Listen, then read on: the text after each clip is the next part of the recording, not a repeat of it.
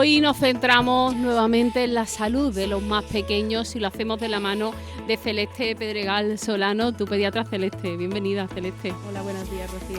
La salud de los más pequeños, que forma parte de tu día a día como pediatra, y son muchos los niños y niñas que desfilan por la consulta. Especialmente, me atrevo a decir que en el primer año de vida quizá pueda ser cuando más van de forma o cuando más citas tienen agendadas para ver que todo vaya bien, no solo cuando aparece esa fiebre o esa erupción que no sabemos muy bien cómo va, cuando aparecen los mocos, creo que las típicas cosas por las que vamos a consulta y buscamos cita, pero también para ver que todo va bien.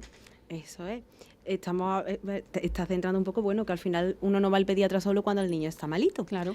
Que es verdad que por debajo de 1 año, 2 es cuando más malito se pone, pero bueno, también vamos al pediatra muchas veces pues, para ver que todo va bien. En este caso nos estamos centrando un poco pues en las consultas de niños sanos. Las consultas de niños sanos son unas consultas muy extensas, bueno, se ve, dependiendo de cada centro también se hacen a una edad u a otra, pero bueno, solemos ver a los niños de forma frecuente y varias veces durante el primer año de vida. Después se sigue viendo, pero es verdad que el primer año de vida pues es un poco el más importante. Nosotros en las revisiones de niños sanos vemos un montón de cosas distintas cada vez que exploramos al niño. No solo se valora el crecimiento, que les preocupa mucho a los papás, si pone peso, si crece. Sí, eso es con lo que nos vamos, con el dato de la gráfica de está bien. Eso es. Incluso hay quien todavía pregunta por los percentiles, que ahí estáis los pediatras diciendo que vamos a olvidarnos un poco de Y además esto. a mí me hace mucha gracia porque luego preguntan por el percentil y luego yo alguna vez les pregunto, ¿pero tú sabes lo que es? Y alguna vez te dicen, pues no lo sé bien tampoco. Pero está en el 70. Eso es, pero 70 suena mucho, entonces claro. Bueno. Está en el 20 y no está contenta, pero está en el 70 y sí, no, todo es igual de eso es, bueno o malo en función del contexto, claro. Eso es. Y entonces una de las cosas que controlamos mucho en el niño sano, pues es el desarrollo psicomotor. ¿Qué es el desarrollo psicomotor? Pues el desarrollo psicomotor es la adquisición de habilidades que va teniendo el niño conforme va creciendo. Pues las va adquiriendo en parte por el desarrollo cerebral y demás que él tiene y además pues por su entorno, por lo que él va aprendiendo por ensayo y error y además por lo que porque ellos son esponjas y lo que van adquiriendo del entorno que tienen, pues entonces va haciendo que vayan madurando sus habilidades. Normalmente, además eso las mamás lo saben, cuando vienen al principio, cuando son muy pequeñitos, pues el desarrollo psicomotor, solo con explorarlo tú te vale, no hace falta preguntar luego a la mamá, como ya cuando son más mayorcitos, que ya normalmente están acostumbrados que empiezas a preguntarle, hacen palmitas, dicen 5 lobitos, se sonríe si le haces esto, pone las manitas si se va a caer, y entonces ahí empiezas tú a valorar si el niño va bien adquiriéndolo o no. Sí, porque esas circunstancias no las ves en una consulta, pues algunas sí y otras no. Y otras no da tiempo, sobre todo en las consultas como estamos ahora, con tanta demanda que va rápido, no te da tiempo, por eso muchas veces... Sí, pero que si llega uno haciendo las palmitas dices tú, vale, hecho, pero lo acabas de ver, si pero no, eso surgió o no. Eso en otros hace falta tiempo, que el niño colabore, hay veces que no colabore, te tienes que fiar pues de lo que la familia te dice que hace o no hace. Luego hay niños más tímidos que cuando tú no quieren, otros sí lo aceptan, entonces un poco muchas veces lo que tú observas allí más lo que la familia te comenta. El desarrollo psicomotor nosotros lo valoramos pues, en cada revisión que vamos viendo. Es importante que las mamás sepan, ahora vamos a ir hablando qué es lo que van adquiriendo más o menos en la edad, pero es importante que sepan que no adquieren, por ejemplo, sentarse a los 6 meses. Bueno, a los 6 meses hay algunos que lo hacen. A partir de ahí empiezan a hacerlo. Y puede ser normal hasta los 7, 8 meses, algunos que no lo hayan adquirido. Por ejemplo, un gran ejemplo es el caminar. Hay niños, es tan normal el niño que comienza a los 9 meses a caminar como el que no lo hace hasta los 18 meses. Que ya van ahí meses de por medio. Otra vida, porque los 9 tienen 9 meses más otros 9 hasta de los 18 margen, es fíjate. una barbaridad. Entonces, bueno, vamos a hablar de cuándo más o menos empiezan a aparecer y si no apareciese, pues nosotros le llamamos un signo de alerta, un signo de alarma que hace pues que tenga que estar pendiente. Por ejemplo, voy a empezar desde el principio y ahora vamos centrándonos un poquillo. Bebé, ¿no? Entonces, ¿qué vemos nosotros en la primera revisión?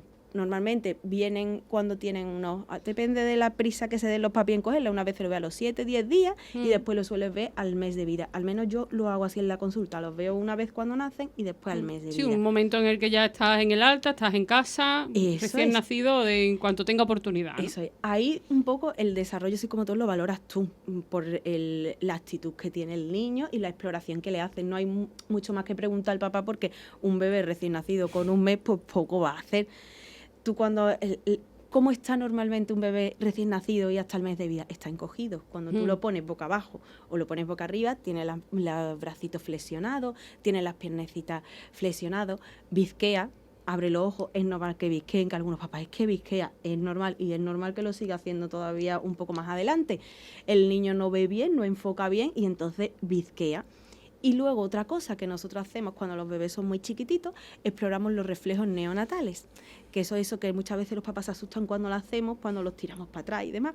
Los reflejos neonatales son reflejos arcaicos que presentan el recién nacido y que van a ir desapareciendo conforme el niño, deben ir desapareciendo conforme el niño crece. Tan signo de alerta es que no lo presente cuando lo exploramos la primera vez, como que un niño con 6 meses siga presentando uno de los reflejos arcaicos que ya debería haber desaparecido. El reflejo arcaico más frecuente y el que todos los papás saben se llama reflejo de Moro, que es cuando tenemos al niño sentadito y lo dejamos caer hacia detrás y el niño abre los bracitos y los cierra como si hiciese un abrazo. Ese es el reflejo, y además ese se le hace en cuanto nace y se explora al niño en el hospital, es el reflejo que se hace más frecuente. Otro reflejo que tienen los recién nacidos de por sí es el reflejo de prensión. Tú le metes algo, abres la manita, normalmente ellos tienen las manitas cerradas con el pulgar por fuera y cuando tú le pones algo en la manita, el niño cierra la mano y lo coge, es un reflejo en cuanto siente algo. Igual en el piececito, cuando tú le das la plantita del pie, él hace como que flexiona la planta del pie. Otro reflejo que le hace mucha gracia a los padres es el reflejo de la marcha automática. Ah, sí. Tú coges al bebé y lo pones como si estuviera de pie y el niño al tocar los piececitos con la superficie hace como que da pasito. Luego va a desaparecer. A los padres les hace mucha gracia. Yo siempre me acuerdo cuando nació la primera niña de mis primos, el primo más mayor, su primera niña, cuando fui a verlo al hospital, él muy emocionado y dice, Cele, me dice Cele, no te puedes imaginar lo lista que es mi niña, que la han puesto y anda. Y le digo yo, ya, claro, Antonio, eso es un reflejo. Y dice, que ya le has quitado toda la emoción al asunto. Digo, ya es verdad. Digo, él se creía que era algo que su niño había hecho y es algo que deben hacer todos los niños. Pero ese momento de emoción no se lo quita nadie desde el No, yo al pobre se lo quité en un momento. Pero y lo intenso que fue esa emoción. ¿Verdad? Otro reflejo del recién nacido es el reflejo de búsqueda. Al final es instinto todo. Claro. Tú al niño le pasas el dedo cerca de la boca y el niño hace como que quiere buscar. Muchas veces no tiene hambre ni siquiera, sino que lo siente y el niño busca con la boca a dónde está el pecho, dónde está la tetina, lo que le está rozando. Y otro reflejo, a veces los padres no se dan cuenta que lo hace, se llama reflejo de Galán. Tú coges al niño boca abajo y le pasas los deditos por al lado no por el centro de la espalda, sino un poco por el lateral, y el niño se va a incurvar hacia el lado donde le está rozando la espaldita. Eso también lo suele hacer, suelen ser los reflejos que normalmente exploramos. Ya te digo, esos deben estar presentes cuando nacen y tienen que ir desapareciendo. Por ejemplo, con el reflejo de Moro, muchas veces se diagnostican parálisis braquiales, parálisis del bracito. Hay niños que cuando nacen y sufren en el canal del parto y entonces se lesiona la raíz nerviosa de uno de los brazos y cuando tú le haces el reflejo de Moro, el niño lo hace asimétrico. Mueve uno, pero con el otro no hace el abrazo. Entonces, cuando tú lo ves, dices, quieto, aquí hay algo y me tengo que centrar más en explorar ese bracito que a lo mejor los papás no se han dado cuenta que no lo movía como lo movía el otro, porque como hemos dicho, suelen estar encogiditos.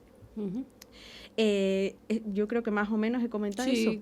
Algunos no sonaban, claro. De eso, mucho. El de Moro, yo creo que es el más típico, sí, porque además típico. Muchos papás, ¡ay, que lo tira! Y bueno, es que al final, mira que es verdad que hay gente que lo hace más brusca que otros, pero lo hagan menos brusco, los niños es que tienen que hacerlo y además normalmente lloran cuando tú lo echas hacia atrás. Luego, en la siguiente revisión, yo lo suelo ver a los 2 meses y luego lo vuelvo a ver a los 4 meses y ahí hay otro intervalo en el que empiezan a adquirir un montón de habilidades, los niños entre los 2 y los 4 meses. Ahí, pues bueno, empiezan a fijar la mirada. Hay niños que a los 2 fijan muy bien la mirada y hay otros que tardan un poquito más, que a lo mejor hasta los 3 no te das cuenta tú que tiene esa fijación, sobre todo cuando se le da el bibi, cuando se le da el pecho y el niño todavía no fija. Es normal que todavía puedan bizquear, Es verdad que cada vez lo hacen con menos frecuencia, empiezan a tener mejor visión, luego visquean menos, pero es verdad que todavía cuando están más cercanos a los 2 que a los 4, todavía los niños ahí visquean. Empiezan a sonreír. Empiezan a sonreírse cuando empiezas a decirle cositas. A veces al principio sonríen porque sonríen y ya está, porque están felices, porque le has cambiado el pañal, ha comido y está él tranquilo y se sonríe. Y cuando van acercándose a los 4 meses, empiezan ya a reírse algunos a carcajadas. Entonces, cuando tú le haces alguna gracia, muchas veces cuando se cae algo, cuando le hace una palmada, ellos se ríen a carcajadas. Yo creo que es uno de los momentos más bonitos de un bebé, cuando se ríe a carcajadas. Sí. A mí me encanta. Yo cuando están en la consulta y algunos se ríen a carcajadas, que yo me los comía a bocado, porque es que da una ternura y una gracia, además esa risa de carcajada que se contagia muchas veces, a mí me encanta. Sí.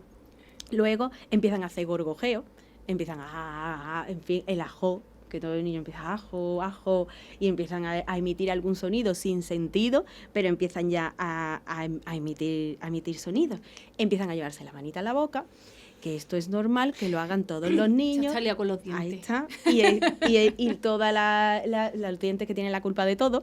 Y entonces ya empiezan a decir, está con los dientes. Bueno, puede estar o no estará, o a lo mejor no echa los dientes hasta un año. Pero es que por su desarrollo el niño se tiene que empezar a llevar las manitas a la boca. Entonces empiezan a llevar las manos a la boca, se meten los dedos, las manos, se lo empiezan a chupetear. Hay algunos se dan cuenta de que tienen la pipa y empiezan a chuparse la pipa.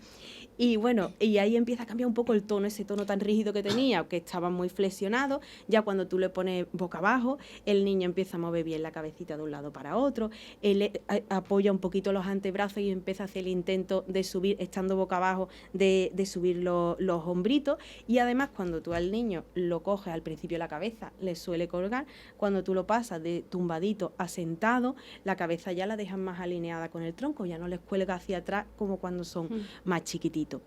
Cuando algo de esto no aparece, pues entonces igual, normalmente nosotros valoramos, vemos, hay veces que tú dices, bueno, a lo mejor todavía hay que darle tiempo, como hemos hablado, tiene 2 meses, me puedo esperar hasta los 3 y pico, y a lo mejor a los 3 y pico ya lo ha adquirido, y no es que sea ni mejor ni peor, sino que bueno, en el rango de tiempo en el que tienen para adquirirlo, pues todavía no llega el momento de ese niño. Otra cosa sería que el niño tenga 4 meses y que no sea capaz de alinear la cabeza con su cuerpecito cuando pasa de tumbado a sentado. Ya te digo, hay que estar un poco alerta, pero que es normal muchas veces en meses que vayan adquiriendo una u otra cosa. A partir de los 5 ya empiezan a hacer muchas más cosas, y entre los 5 y los 7 pues empezamos a ver un montón de habilidades más grandes. Ya el niño no tiene esa actitud para nada de estar encogido, ya el niño tiene los brazos extendidos, las piernas extendidas, las flexiona porque él quiere y porque ya se descubre los pies. De repente, antes se había dado cuenta que eso es, empiezan a patalear y además de repente se dan cuenta que tienen unos piececitos en la punta, y igual que se chupaban las manos, se empiezan a chupar los pies. Y oye, que llegan a la boca, esos pies. Anda que no. Y los de invierno, los pobres con los calcetines y de mano, pero en verano, además tú los empiezas a ver en la sillita y qué niño no tiene la pierna cogida para arriba chupándose el piececito. Cuando se ponen boca abajo, ya empiezan a elevar los hombritos, ya apoyan el antebrazo, suben para arriba los hombros y mueven su cabeza perfectamente y son capaces de sostener su cabeza perfectamente. En este tiempo empiezan a voltearse. Hay niños que les cuesta un poquito más, hay niños que a los 5 meses hay que tener cuidado con ellos ya cuando los dejas encima de cualquier sitio porque se pegan la vuelta y siempre hay que tenerlo, pero atención especialmente en torno a los 3 largos hasta los 7 meses ahí. Porque cuando menos te lo esperas se da la vuelta. Sí. Entonces ahí hay que tener cuidado. Sí, y hay veces que hay sitio y hay veces que lo que hay es el borde de la cama. Sí, y hay mucho, y es verdad, y es algo que ocurre muy frecuentemente. ¿A quién no la pasa? Que levante la mano. ¿A quién no se le ha caído un niño de la cama? Es verdad, porque es muy frecuente. Incluso hay niños que se caen aunque no se volteen, porque empiezan a moverse, a moverse, y cuando te das cuenta llega al filo de la cama. Yo vi uno que tenía... no me acuerdo, creo que tenía 2 meses, que ese niño no se había volteado, no se había caído porque se había volteado. Y la mamá dice, lo dejé en medio de la cama. Y cuando se dio cuenta, fui al cuarto de mi bebé, el niño se había pegado el castañazo. Y fue porque ese niño empezaría a moverse, se empiezan a desplazar y se había caído de la cama. Entonces, nunca hay que quitarle la vista, aunque no se voltee, porque te la puedes jugar en cuanto te das cuenta. Sí. Ahí, entre los 5 y 7 meses, empiezan a entender el tono de voz. No es lo mismo que tú le digas, ¡ay, mi niño, qué guay! Y ellos se sonríen, empiezan a que le digan ¡no! Y de repente dice, ¿qué ha pasado? ¿Aquí han dicho algo? Sí. Empiezan a entender cuando tú le estás diciendo que algo no se hace y le estás llamando la atención, a cuando le estás haciendo una gracia y demás para que se ría. Entre los 5 y los 7 empiezan a quedarse sentados, no solos. A los 6 meses, muchísimos ya, si tú lo agarras de la caderita, ellos sostienen bien su tronco. Si lo sueltas, se caen todavía porque no tienen todavía una sedestación estable, y entonces empiezan a adquirir la sedestación estable algunos a los 7 meses, a los 7 meses y pico. Ya tú te puedes fiar de que lo dejas sentado y ese se queda sentado y ya no tiene un buen sostén cefálico y del tronco. Y luego empiezan a imitar ya sonidos. Empiezan muchas veces no dicen mamá asociando a mamá o papá asociando a papá, pero ya empiezan a decir mamá, papá, y empiezan a imitar sonidos. Algunos, los sonidos de los animales, ¿verdad? Y entonces hace como la vaca, pero bueno, claro, empiezan a intentar hacer sonidos que los papás le van haciendo. aunque no les salga, tienen la intención. Eso es. Miran cuando los llamas. Antes más chiquitito todavía, escuchan el sonido, pero ya hay algunos empiezan y ya ellos llevan perfectamente la mirada a dónde viene el sonido, a quién les está llamando y demás. Y ahora, entre los 8 y 12 meses, ahí es una explosión inmensa de las cosas que son capaces de hacer.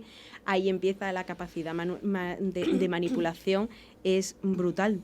Los niños empiezan a poder pasarse de una mano a otra, empiezan a cojo y suelto y lo tiro, que eso es muy divertido cuando empiezan a tirar las cosas. Dámelo otra vez. Claro, y eso no tiene fin. Sí. Empiezan a extenderte los brazos. Cuando tú le dices, vente, ellos ya extienden los brazos para que tú lo cojas. No hay cosa, yo creo, más bonita que cuando te echan los bracitos el niño por primera vez. Bueno, cuando te dice mamá y cuando te extiende los brazos y ves que se quiere venir contigo. Ya, por supuesto, a partir del 8º mes, el niño se sienta perfectamente y ya tiene una sedestación muy estable. Empiezan a hacer, algunos gatean y otros no gatean, pero se pueden poner a 4 patas, aunque algunos luego no llegan a hacer desplazamiento, pero sí son capaces de ponerse entre las manitas y en las rodillas poniéndose a 4 patas, como haciendo un gateo. Algunos en torno al año empiezan a señalar, hay otros que tardan un poquito más y tú le preguntas a la mamá a los 12 meses en la revisión si ya señala y todavía no ha adquirido eso. Muchas veces sí siguen tu dedo cuando tú señalas. Tú le dices, mira allí, y él sigue la indicación de tu dedo, sabe que el dedo está señalando hacia un objeto o hacia algo que tú quieras que mire y su mirada va hacia allí, pero todavía él no ha adquirido el señalar, lo adquieren un poquito más tarde, pero muchos a los 12 mesecillos ya lo hacen. Empiezan a hacer las palmitas, los 5 lobitos, que va a cumplir un añito. Algunos aprenden a soplar la velita de cuando van al cumpleaños. Ahí ya sí empiezan a utilizar bisílabos con sentido. Sabe que tú eres mamá, que papá es papá. Algunos empiezan a decir agua, guapa. Suelen ser algunas las palabras. sílabas para su nombre. Eso es, algunos su nombre. Y empiezan a tener las primeras rabietas. Y ahí empiezan a forjar carácter y ya algunos cuando te piden algo y tú le dices no, ahora no, que vamos a comer, ya se cabrean, se enfadan, se ponen a llorar y ya empiezan a tener la rabieta. Es verdad que más adelante es cuando se hacen más explosivas, floridas, sí. más Rimbombantes. pero bueno, ya ahí ellos empiezan a tener bien el carácter, empiezan a hacer la pinza. Antes no, antes cogían con los 4 dedos sobre la palma y ya empiezan a hacer la pinza con el pulgar y con el índice, de manera que ya pueden coger objetos más pequeños. Ya si hay una amiguita en el plato o una amiguita en la mesa, además son un peligro cuando empiezan a gatear porque ya lo van cogiendo todo lo que hay en el suelo para llevárselo a la boca. Se empiezan a poner de pie, aunque hay algunos que a los 8 o 9 meses se ponen de pie y no caminan hacia más tarde. Como hemos comentado antes, el comenzar a caminar solos desde los 9 meses hasta los 18, aunque hay algunos que hacen desplazamientos agarrados, pero bueno, todavía no tiene una bipedestación y una deambulación solo, autónoma, la hace con apoyo. Sí, que está como entrenando, está como fortaleciendo en realidad. Y no hay que forzar, porque muchos papás empiezan, es que se quiere poner de pie, pero él tira para ponerse de pie. No, lo pones tú, pues entonces todavía no está preparado. Tiene que ser el que si está en el parque o si está en casa se agarra el mueble y se pone de pie y se desplaza y no hay que forzarlo. Porque por mucho y lo de darle la manita y 2 manitas, que es que hay el equilibrio, no sé si eso ayuda o no. Al final el niño va a tener su propio desarrollo. Por mucho que tú lo incites a hacerlo, si él todavía no ha llegado a su momento y todavía no lo ha adquirido, hay que esperarse. Y sobre todo para algo que hay mucho tiempo para que lo haga. ¿Qué prisa tenemos porque el niño ande si tiene 10 meses, si tiene hasta los 18 para andar? Claro. Entonces, bueno, hombre, si tienes prisa para que ande, pues déjalo que entrene. Quiero decir, un niño todo el día, por ejemplo, sentadito, que estará muy bien, pero sentadito en la hamaca, pues oye, déjale movimiento y que vaya entrenando también, ¿no? Eso es. ya que más o menos que he hablado de todo hasta más o menos los 15 meses, es muy importante la estimulación que tiene que tener el niño. O sea, a un niño hay que hablarle, hay que soltarlo en el suelo, en la alfombra, y que él briegue por quiero llegar a aquel juguete que tengo allí. Y quitar las cosas peligrosas, estar pendiente de lo que tú no considerabas que iba a ser peligroso, y lo es, pero dejarle libertad de movimiento, ¿no? Eso es, que él aprenda a moverse. Mira, tuve una vez un caso de y a caerse, que es muy importante también aprender a caerse. Además es fundamental, porque cuando el niño se cae tiene que saber que lo hacen por reflejo, poner las manitas, pero bueno, es fundamental que ellos aprendan y que ellos practiquen que tienen que caerse, y que cuando se caen, hay algunos que lo hacen estupendamente. Mi sobrina era una experta que todavía no andaba, iba agarradita, y en cuanto veía que se iba a caer, ¡pum!, ella plantaba su culete y sabía que tenía que echarse para atrás y cómo plantar su culete y las manitas y demás, pero tienen que aprender. Al final es ensayo y error, o sea si no practico no voy a aprender. Eso, tuve una vez un niño que empezamos a verlo porque parecía que iba un poco retrasado, que no adquiría bien las habilidades, que no... Y entonces lo terminé, luego vamos a hablar dónde se deriva cuando hay algún problema, y luego en la valoración se vio... Yo en las consultas muchas veces hablo, pero hay veces que tú no tienes media hora como luego cuando van a la valoración. Y entonces esta mamá se dio cuenta después de la valoración que utilizaba mucho las pantallas. Era un bebé pequeño y utilizaba mucho la pantalla. Claro, ella decía, para mí era un desahogo. Yo me ponía a hacer algo, le ponía la tele y se quedaba él pendiente ahí de la tele y demás. Y entonces habían recomendado retirar pantallas. Fuera pantalla, era muy pequeño, fuera pantalla. Y la mejoría fue espectacular, comentada por su madre. Dice, o sea, yo no me creí nunca jamás que eso fuera el origen de lo que a nosotros nos había hecho estar un poco alerta. Era un niño que tenía menos estimulación, era una pantalla, pero no es lo mismo lo que ve en la pantalla, y el niño al final ve cosas en movimiento a una velocidad muy rápida, con un montón de colorines, pero no tiene una estimulación directa por parte de la familia. Entonces, las pantallas de los niños, como hemos hablado alguna vez, que hay veces que son inevitables y todo el mundo dice cuando tiene un bebé, yo no le voy a poner pantalla, de este agua no beberé, nunca se puede decir, pero bueno, utilizarlo como... Y si no bebe, va a ser con muchísimo esfuerzo y con mucho trabajo que te va a costar en este año conseguirlo, que no digo yo que alguien no lo haya conseguido, pero en fin, pero eso, que te tienes que ver la situación. Claro que sí. Pero eso, vale, que hay situaciones en las que la pone, pero bueno, las estimulaciones, de hecho, cuando tú ves a un niño que no es el primero, que es el segundo, o el tercero, ni te cuento. Segundo de los hermanos, el tercero hombre, ya. Sí. Esos niños se notan que están mucho más estimulados.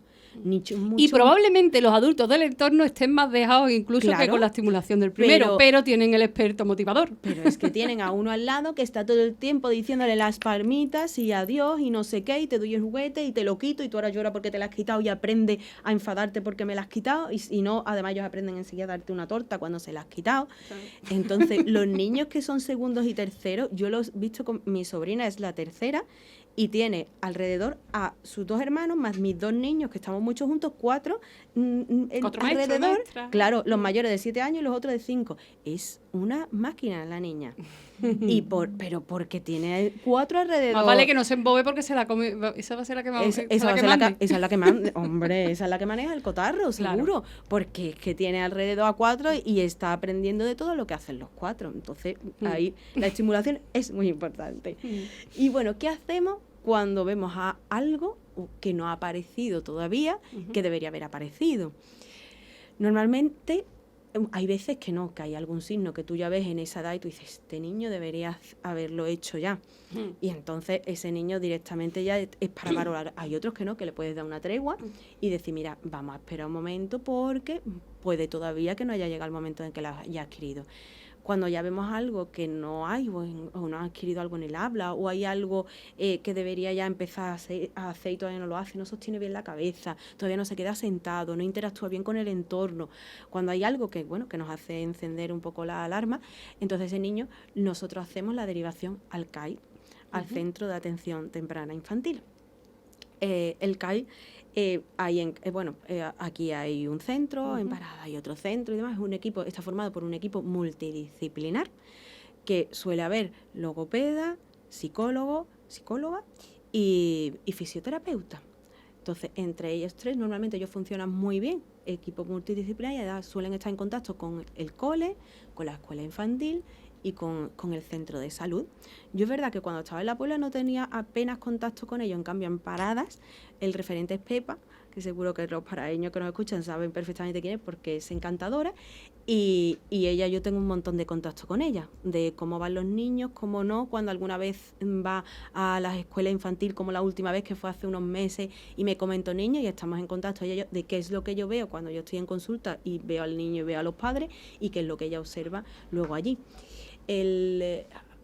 Hace poco derivé a un niño al CAI. Bueno, al CAI cuando se va, primero se va a una valoración. Ahora mismo la demora es verdad, antes había mucha menos demora y ahora la demora está siendo importante. Es verdad que a los niños a los que hay que darle prioridad se habla, se gestiona y se le intenta dar la prioridad. Pero hay verdad que, por ejemplo, los retrasos en el lenguaje ahora mismo están teniendo una demora porque mientras se valora, ya no es el que luego entren dentro del programa, sino la valoración previa en la que a veces está tardando, a veces no, está tardando. Van al centro de valoración, que puede ser en Osuna, en Sevilla Este también, en función de cómo haya los huecos. Ahí se hace una valoración, suele ser una entrevista grande, en la que van, si pueden, los dos papás o uno de los papás, con el niño y pues se hace una valoración muy grande del entorno familiar, de la familia y por supuesto del niño, se les pasan unas escalas y demás. Y ese mismo día tú te sueles ir con la valoración hecha de tu niño. Si ellos consideran oportuno que efectivamente hay algo en lo que se pueda mejorar o si ellos tras verlo, tras valorarlo, piensan que no lo hay. Normalmente yo creo que no me han dado ninguno, que vaya, que me hayan dicho para atrás, mira, no hace falta. Y luego entran en el programa del CAI. Ya cuando entran ahí, pues ellos son los que se gestionan qué profesional es el que va a valorar al niño. En este caso, cuando mandé a este bebé, la mamá venía muy asustada porque tenía como muchos prejuicios hacia el CAI, porque para ella era como ir a un centro donde iban niños con una problemática muy grande. Era el concepto que ella tenía, todos los prejuicios, y claro, para ella que su hijo fuera ahí, era como ir a un sitio donde todos iban niños con problemas gordos y que además como que no tenían solución, era como un centro, y es al contrario, al que iban niños por problemas importantes, por supuesto, pero hay otros que no, y que hay veces que hay niños que van y después de estar un par de años ni siquiera a lo mejor llegan a estar porque en el CAI está hasta que cumplen los 5 años. Una vez que el niño cumple 5 años se sale del programa y ese niño ya ahora si sigue teniendo problemáticas, pues ya ahí entran los papás, tienen que buscar y demás las terapias, como hay muchos niños con necesidades especiales que al final se salen del programa y tienen que empezar a buscarlo. Pero bueno, hay niños que entran en el programa y después se ve, no hace falta, o niños prematuros que entran al principio por un poco de inmadurez y después salen del programa porque no hay más problemas. O sea que ser un niño de CAIT no tiene que ser un hándicap. Si tienes que ir aunque es verdad que no es el centro de salud propiamente, aunque sí que en Sevilla, por ejemplo, sí funciona con los centros de salud y demás, aquí está de forma municipal y demás, pero claro, es quizá pensar que no lo pensamos como si fueras a un especialista, porque si te derivan a un especialista, al cardiólogo, pues vas al cardiólogo. Si te derivan al neurólogo, pues vas al neurólogo. ¿Vas al CAI? Pues vas al CAI, ya está. Es verdad que cada vez menos, pero es verdad que para algunas mamás es como un poco tabú, ¿sabes? Como mi niño va al CAI y oye, pero no hay. Mi niño va al logopeda del CAI porque su hermana habló estupendamente y con él nos esperamos y ha costado trabajo que ya habla estupendamente, pero ha costado trabajo que empezara a hablar. Y hay que seguir trabajando. Claro. Y él y yo no tenía ningún problema. Mi niño iba al CAI, bueno, iba y sigue yendo para seguir mejorando el habla. Entonces, es verdad, pero algunas mamás es como un hándicap, es ir allí, es como, yo qué sé, es como la gente que va al psicólogo, que es como una deshonra algunas veces, y al psicólogo como si fuera tabú, ¿no? Eso es. Y bueno, al final el psicólogo no es más que el que trata tu salud mental y que es más importante que tu salud mental, ¿no? Oye, que no todo el que va al psicólogo es no, hay veces que va pues porque... Pero vamos, que también hay enfermedades que se tratan con psicología, con psiquiatría y no tienes ningún problema en decir que vas a cualquier especialista, pero quizá ahí tenemos más tabúes, es verdad que... Pues, pero eso se combate con información, como estamos haciendo aquí también, ¿no? Sí. El explicar en qué consiste y que también es algo que si no tienes niños alrededor a lo mejor no sabes ni lo que es. Sí, es verdad. Si no entras en ese mundo y en esa dinámica no sabes qué. Y claro, muchas veces a lo mejor cuando tú escuchas hablar del CAI, que hablar, es verdad, porque ya te digo que hay como un poco más tabú en los niños que tienen un problema, pero que no es un gran problema, por ejemplo, como mi niño con el habla, a otro niño que tú lo ves y que, bueno, que tú sabes de verdad que ese niño es un niño con necesidades especiales, que va al CAI, entonces, claro, es como, si va un niño que tiene necesidades más especiales al CAI, es como un poco, y bueno, ya te digo, que va tanto un niño como que tiene una problemática mucho más extensa, que un niño, por ejemplo, eso, hay veces que van niños que tienen problemáticas más a lo mejor de conducta, claro. Niños que son muy tímidos, que les cuesta relacionarse. O niños que están todo el día con la pantalla y tienen que ir al CAI para que se lo digan, como acabas de mencionar hace un ratito. O niños a lo mejor que tienen un comportamiento más agresivo en clase o muy... En fin, pues al final es un poco pautas tanto a la familia como al niño. O sea, que abordan una cantidad de patología o de... En fin. Sí, o con muchas cuestiones. Eso es claro. Muy grande. Yo la verdad, ya te digo, yo para ellos no tengo más que palabras buenas porque para mí funciona, por lo menos desde mi perspectiva, funciona súper bien. Por lo menos el que yo aquí en Aral, a través de mi niño por la logopedia, y en Paradas con Pepa, que funciona estupendamente. Y además, ahí en Paradas yo sé por las mamás que todas están muy contentas cómo funciona aquello. Pues sí, hay esa alarma, esa alerta. Si hay algo que quizá pues no cuadro en el mes que debería, lo mejor es empezar cuanto antes, porque aunque hay que dar un margen, obviamente, en el desarrollo, que no hay un día y una hora en el que ¡pum!, el niño se lanza a andar, sino que es algo evolutivo, pues si hay que tirar de profesionales, pues para eso están. Claro. Para acompañar en este camino a estos niños y niñas a los que hay que seguir muy de cerca, pero también dejarles que se muevan, que experimenten, que se metan las manos en la... Que se caigan, como he dicho antes. Que se caigan.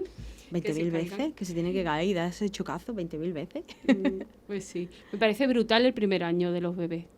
El primer año de vida me parece una es que yo barbaridad. Creo que es el año en el que el cambio y todo es... O sea, más grande de toda nuestra vida. De tener un muñeco a que no hace nada, con un año y medio, que tienes una personita que algunos, por ejemplo... habla, depende de cómo. Mi niña con 18 meses tenía tú una conversación con ella, que su hermano no, pero ella con 18 meses tú tenías una conversación y, o sea, yo decía, pero si haces nada, no hacías nada, y ahora eres capaz de tener esta conversación conmigo. Es increíble. Yo creo que es el año en el que más evolucionan y adquieren pues aprendizaje por su propia maduración, pero luego lo que van teniendo alrededor.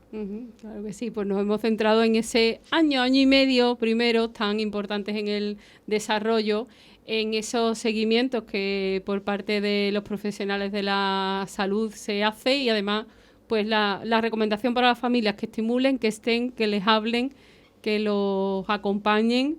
Eso es. Y poco más. Poco más. Cariño y cuidado, que estamos seguros de que la mayoría de las familias se los dan a esos niños. Por supuesto. Pues Celeste, muchas gracias por acompañarnos. Recordamos que te pueden seguir en Facebook, en Instagram, Tu Pediatra Celeste, y ahí pues estar al tanto de todo lo que ocurre en este mundo de Tu Pediatra Celeste. Gracias por acompañarnos. A ti, Rocío.